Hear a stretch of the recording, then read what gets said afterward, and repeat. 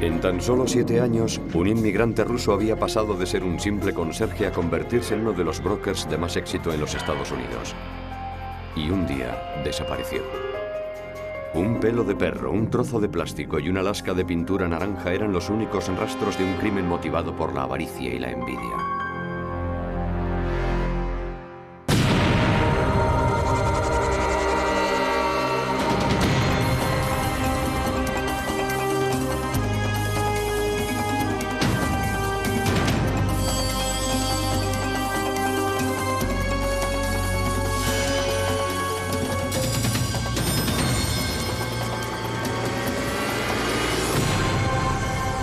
Crímenes imperfectos.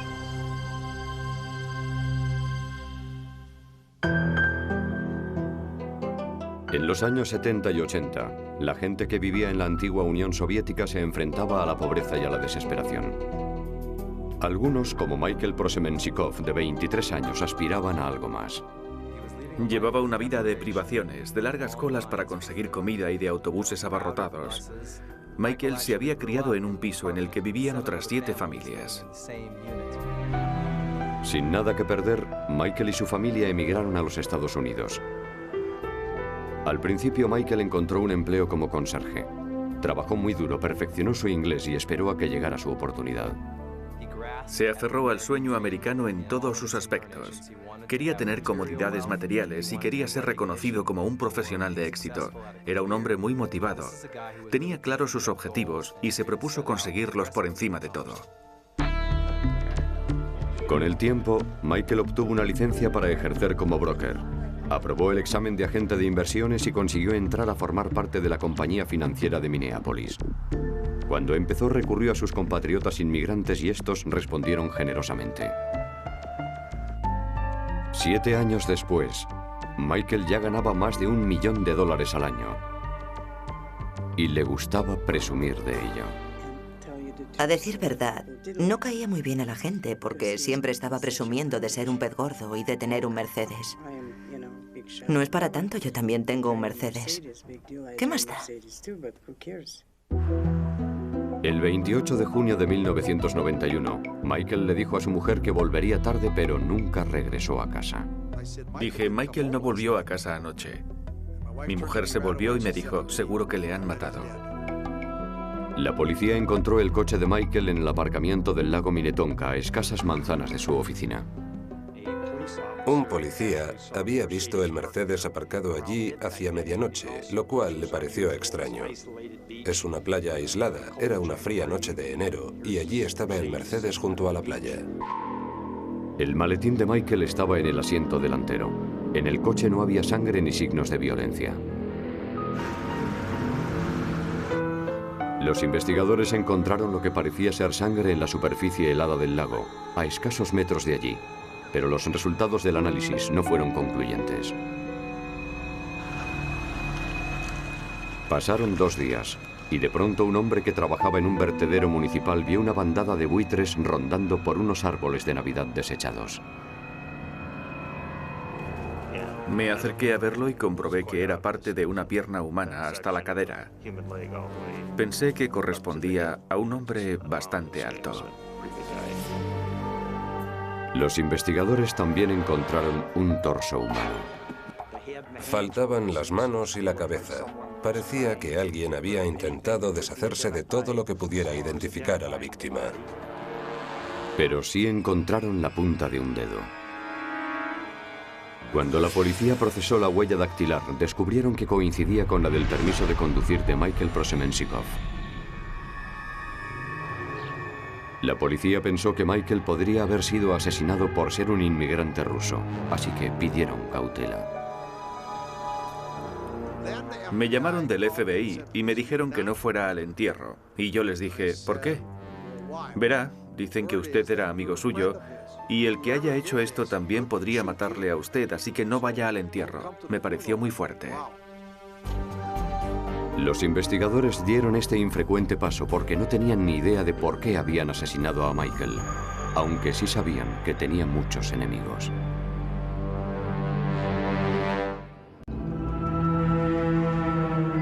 Los investigadores no tuvieron que buscar muy lejos para encontrar sospechosos del asesinato de Michael Prosemensikov. Aunque Michael había ganado mucho dinero como broker, no a todos sus clientes les gustaba cómo actuaba. Sina Searle dice que le dio a Michael $20.000, pero que le dijo que los invirtiera en las acciones que ella había elegido. Fui a verle y le dije, este es el trato, no puedes tocarlo, tienes que invertirlo en lo que yo te diga. Y él dijo que sí. A los pocos días, Sina se dio cuenta de que Michael estaba vendiendo acciones suyas sin su permiso. Recibí una factura de su compañía financiera, según la cual yo les debía unos 8 o 10.000 dólares por comisiones de compra y venta. Así que me presenté en su oficina y le dije, mira Michael, esto es muy feo. En el mundo de los brokers, a esto se le llama quemar la cuenta. Comprar y vender acciones de la cartera de un cliente con el único objetivo de generar comisiones. Otros clientes alegaron que Michael les prometía darles un interés del 18% anual para engancharles, una práctica que es ilegal en muchos estados. Michael cruzó muchos puentes. Quiero decir que hizo muchas cosas ilícitas. Los investigadores también descubrieron que Michael no siempre elegía los fondos buenos. Por ejemplo, compró acciones de Texas Air para muchos de sus clientes a $48 la acción y a las pocas semanas cayeron a 15. Yo diría que a la mayoría de las personas con las que hablamos que habían perdido dinero no les afectó nada que Michael hubiera desaparecido o que le hubiesen asesinado. Incluso hubo algunos que dijeron que ojalá lo hubieran podido hacer ellos. La noche en la que desapareció Michael, su mujer dijo que él la había llamado hacia las 8:30 diciendo que estaba con un cliente y que llegaría tarde. También dijo que Michael le pidió el número de teléfono de su supervisor. En las llamadas que hizo esa noche a su mujer habló en ruso, cosa que a ella le pareció rara. A Michael no le gustaba hablar en ruso delante de sus clientes americanos porque lo consideraba incorrecto. Él hablaba en ruso solo si estaba con otro ruso, así que ella dio por hecho que Michael estaba con algún compatriota. Más tarde, Michael llamó a su jefe haciéndole una petición inusual. Le pidió $200.000 para ganarse a un cliente aquella misma noche. Eso, por supuesto, puso en guardia a todos, porque recibir una llamada nocturna de un broker pidiendo $200.000 no es muy habitual. Michael dijo que su cliente se iba de viaje al día siguiente a primera hora y que necesitaba los $200.000 en el acto. Naturalmente, el jefe de Michael le dijo que no. Dijo que no era que no estuviese dispuesto a poner los $200.000, pero que desde luego no podía reunirlos aquella misma noche. Y el jefe de Michael dijo que este hizo una extraña referencia a un barco. Lo que dijo fue, ¿no me habías contado que tu padre te dio $200.000 para comprarte un barco o ayudarte a comprarlo? Pero el jefe no le había dicho nada parecido. Más adelante, el jefe le dijo a la policía que sospechaba que Michael estaba intentando amenazarle de alguna manera, recordándole una conversación que nunca había tenido lugar. La médico forense estimó que Michael había sido asesinado aquella misma noche. Es difícil precisar la hora, pero como no estaba congelado, no creo que hubiera estado allí mucho tiempo. La policía encontró el torso de Michael, sus piernas y la punta de un dedo. En el plástico en el que estaba envuelto el torso, los investigadores encontraron un pelo negro. Era muy fino y parecía un poco encrespado, lo cual indicaba que no era pelo humano. El examen al microscopio reveló que era un pelo canino. La médula o núcleo central del pelo animal ayuda a identificar la raza. En este caso, el analista determinó que era pelo de un boyero de montaña bernés, que es tricolor y suele ser muy largo. La otra prueba encontrada en la escena del crimen estaba en la verja que conducía a un vertedero. Parecía como si un coche hubiera chocado contra ella y la hubiera abierto. En la verja de entrada al vertedero había una marca marrón que indicaba que había sido abierta violentamente con un coche de ese color. y había un pequeño trozo de plástico que parecía ser parte del parachoques de un coche. Un testigo dijo a la policía que había visto el Mercedes negro de Michael en el aparcamiento del lago, junto a un coche de un color marrón muy similar al del trozo del parachoques encontrado en el vertedero. También dijo que el coche posiblemente era un Mazda 626. Todo encajaba con un Mazda 626. Este dato redujo considerablemente la lista de sospechosos. Buscaban a alguien que conducía un Mazda marrón, que tenía un boyero de montaña bernés y que era cliente de Michael.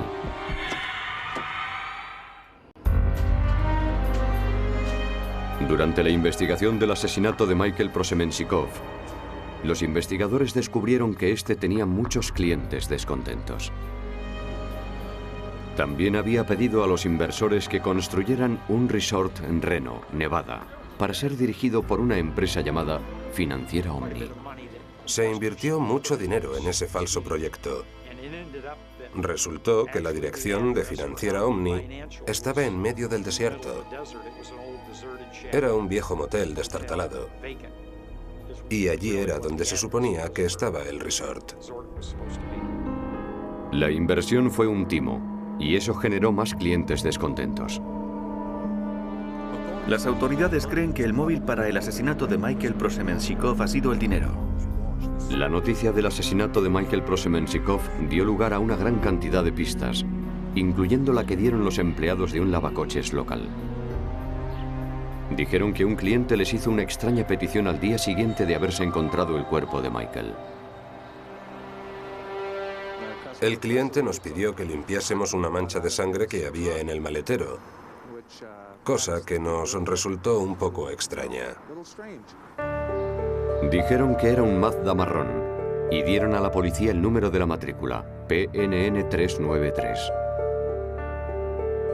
El coche estaba registrado a nombre de Zachary Persich, un emigrante ruso de 39 años que trabajaba como inspector de presas para el estado de Minnesota. Era amigo de Michael. Cuando conoció a Michael, Zachary estaba más establecido que él. Después Michael se metió en negocios de bolsa y sus ganancias eclipsaron a las de Zachary. Se conocieron en este país, no se conocían de antes de emigrar, sus esposas eran amigas. Persich estaba casado, tenía 2 hijos y era conocido y respetado en la comunidad de emigrantes rusos. Era un hombre muy musical y muy inteligente. Recuerdo a Zachary como un gran artista. Era un tipo estupendo, no mataría ni a una mosca. Todos sus vecinos decían que era una buena persona, que era muy discreto y que nunca molestaba a nadie. Pero Persich y Michael eran más que amigos. Michael era el asesor financiero de Persich. Su relación era cuanto menos difícil. Los investigadores descubrieron que Persich le había dado a Michael $150.000 para invertir, pero hubo más pérdidas que beneficios. En un momento dado, Persich descubrió que su cartera de valores no llegaba a los $30.000. En general no eran inversiones adecuadas para un hombre que había invertido hasta el último céntimo con Michael. Cuando le interrogó a la policía, Persich negó haber tenido relación alguna con la muerte de Michael y se ofreció a someterse a la prueba del detector de mentiras organizada por su abogado. Mi investigador y colega tenía la sospecha de que él no lo había hecho, así que pedí la prueba del polígrafo y Zachary dijo que no había sido él. Y pasó la prueba. El análisis forense no pudo determinar el origen de la sangre del maletero de Persich. En aquella época la prueba de ADN no era tan sofisticada como lo es hoy. Por entonces el procedimiento que usábamos para la prueba de ADN requería que el ADN tuviera lo que se llama peso molecular. Necesitábamos un ADN que no se hubiera degradado lo más mínimo. Sin embargo, los investigadores encontraron daños sospechosos en el coche de Persich. Tenía daños en la parte delantera derecha. La pintura estaba arañada y el parachoques estaba roto. En los arañazos del parachoques había lo que parecían ser pequeños restos de pintura naranja que se extrajeron con una pequeña sonda. Las muestras que obtuvimos no eran mucho mayores que un punto o la marca de un bolígrafo. De modo que estamos hablando de unas lascas microscópicas. Estas muestras de pintura fueron comparadas con la pintura encontrada en la verja mediante un proceso llamado análisis de solubilidad. Las pruebas de solubilidad química consisten en una serie de agentes reactivos o disolventes que pueden causar reacciones de color o disolución o inflamación o algo que haga que cambie el color. Y si son similares, es porque las pinturas tienen un origen común. La prueba demostró que la pintura del parachoques de Persich podía proceder de la verja, pero la muestra era demasiado pequeña para ser concluyente. Sin embargo, el trozo de parachoques encontrado cerca de la verja resultó muy valioso. El análisis forense reveló que solo podía proceder de un único sitio. La coincidencia era perfecta. Los bordes eran irregulares, de modo que el hecho de que el trozo de parachoques encontrado en el vertedero encajara perfectamente en el coche de Zachary descartaba la posibilidad de que procediera de ningún otro coche, y decidieron que la pieza tenía que proceder del coche de Zachary. Y los investigadores descubrieron que Persich tenía un perro de pelo largo y negro, que demostró ser idéntico al pelo encontrado junto al cadáver de Michael. Finalmente, los investigadores rociaron el interior del coche de Persich con luminol. Y quedó demostrado que había habido disparos. Parecían estrellas. Había cientos de manchas en el techo del coche, que sin duda correspondían a un impacto de alta velocidad cuando alguien recibe un tiro en la cabeza. Esto indicaba que Michael estaba sentado en el asiento del conductor del coche de Persich cuando le mataron. En la oficina de Persich, los investigadores encontraron un recibo por unas esposas que probablemente utilizó para el secuestro. Tenían el recibo y el nombre del sitio donde las había comprado. Zachary fue detenido y acusado de homicidio en primer grado. Incluso su abogado defensor reconoció que las pruebas de la fiscalía eran irrefutables. Llevar ese caso era exponerse a que te dieran palos por todos lados. Los fiscales sostenían que Zachary Persich estaba furioso por la forma en la que su amigo Michael Prosemensikov había administrado su dinero. Vio cómo sus $150.000 habían menguado a menos de $30.000. Estaba pasando por un momento malo. No iba a poder pagar los estudios de sus hijos y no iba a poder hacer frente a su hipoteca. Y esa fue la razón por la que Zachary Persich empezó a cambiar de actitud. No podía soportar la presión de ver cómo se esfumaban todos sus sueños. Al mismo tiempo, Zachary Persich veía que Michael estaba viviendo a lo grande con las comisiones que obtenía de sus transacciones. A veces, la mujer de Zachary comparaba su nivel de vida con el de Michael y decía cosas como: Michael tiene una casa grande, ¿por qué no la tenemos nosotros? Michael tiene un Mercedes, ¿por qué no tenemos nosotros un Mercedes? Y esas cosas. Los fiscales decían que Persich quería vengarse. Las pruebas indicaban que Persich había preparado un encuentro con Michael después del trabajo. Se reunieron en el aparcamiento del lago Minnetonka. Una vez allí, Persich amenazó a Michael con una pistola y le exigió la devolución de su dinero con intereses. Entonces Michael llamó a casa de su jefe y le pidió $200.000, pero su jefe se negó.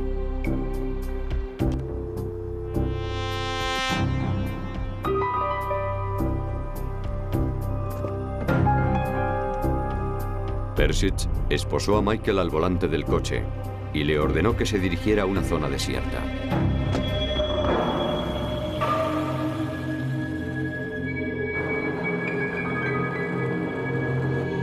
Y luego le mató. Persich metió el cuerpo de Michael en el maletero y se dirigió a un vertedero que había a 90 kilómetros de allí. Persich rompió la verja con el parachoques del coche, dejando atrás un trozo del mismo. Después de descuartizar el cuerpo de Michael, Persich envolvió el torso en un plástico. No se dio cuenta de que en el plástico había un pelo negro de su perro. Los demás miembros del cuerpo de Michael y su pistola nunca han sido encontrados. Creyó que podría llevar a cabo su crimen sin que le cogieran, porque lo tenía todo bien planeado. No sabía lo difícil que es ocultar pruebas. Siempre se encuentran pruebas forenses.